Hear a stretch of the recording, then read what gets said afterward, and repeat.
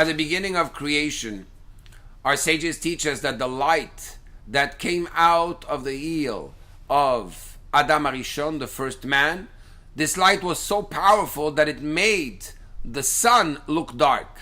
You can imagine how brilliant Adam was.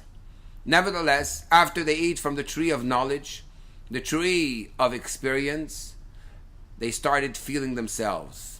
And the word or, which is with the aleph, which means light, transformed itself into the word or, which means skin, opaque, covering that light. The light is still inside of us, and the purpose we have as Jews in the world is to look in the darkness and reveal the light that's in the world. Don't look anywhere else for the light.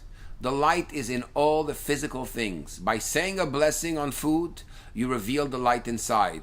By doing something good, using your money to give charity, you reveal the light. We have so many ways to reveal the light. If you want to be able to look at the manual of instruction, just open a Torah.